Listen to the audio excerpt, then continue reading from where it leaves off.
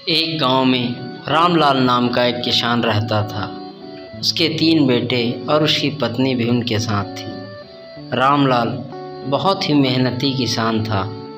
वह दिन रात खेत में मेहनत करता, लेकिन उसके तीनों बच्चे निठल्ले और आलसी थे।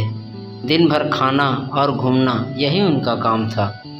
रामलाल और उसकी पत्नी इस बात को लेकर हमेशा चिंतित रहते।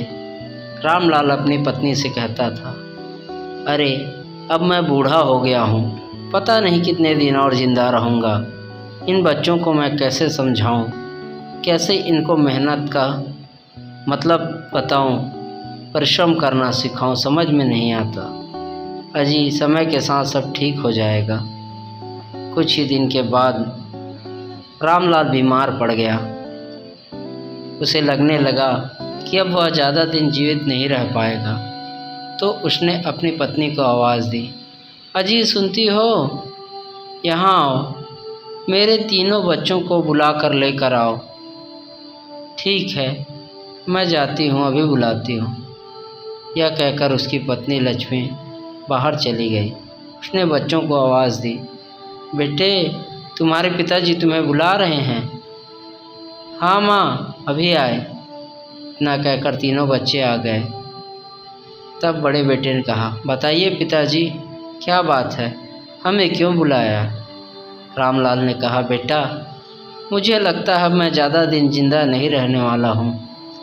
मेरे मरने के बाद मेरे खेत में जो खजाना गड़ा है वो निकाल कर तुम तीनों आपस में बांट लेना और प्रेम पूर्वक साथ में रहना।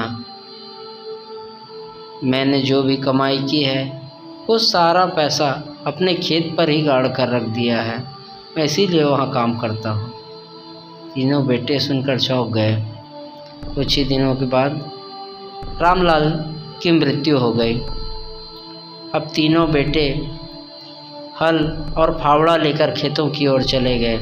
तीनों मन ही मन सोच रहे थे कि पूरा खेत खोद डालेंगे, लेकिन आज तो खजाना निकाल ही रहेंगे और खजाना लेकर खूब मज़े करेंगे। उन्होंने पूरा खेत खोद डाला। सुबह से रात हो गई, लेकिन उन्हें कोई खजाना नहीं मिला। थक हार कर वो घर की ओर वापस चले आए। तीनों बड़े ही निराश और दुखी थे। मन ही मन सोच रहे थे, क्या पिताजी ने हमसे झूठ बोला था और खेत में कोई खजाना नहीं था? तब पहुंचकर उन्होंने माँ से कहा। माँ भी चौंक कर बोली, हाँ बेटा, अरे पिताजी ने हमसे झूठ कहा था, खेत में तो कोई खजाना नहीं मिला। तब उसकी माँ बोली, बेटा कोई बात नहीं, ज़रूर उन्होंने कोई बात तुमसे छुपाई होगी। अगर खेत की खुदाई हो ही गई है तो बीज भी उस पर बो दो। अरे बीज बोने से क्या होगा? लेकिन माँ की बात मानकर उन्होंने जाकर खेत में बीज बो दिए और खेत की देखभाल करने लगे। कुछ ही दिनों के बाद बहुत ही अच्छी फसल लहलहाने लगी। समय बीतता गया और फसल पककर बड़ी भी हो गई। फसल पकने के बाद तीनों बहुत ही खुश नज़र आ रहे थे, क्योंकि इस बार सबसे अच्छी फसल उन्हीं के खेतों में थी।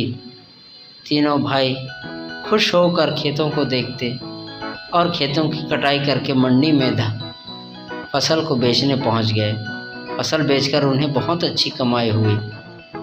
सारी कमाई लाकर उन्होंने माँ के हाथ मुंह में दे दी और कहा, माँ देखो, फसल बेचकर हमें कितनी अच्छी कमाई हुई है।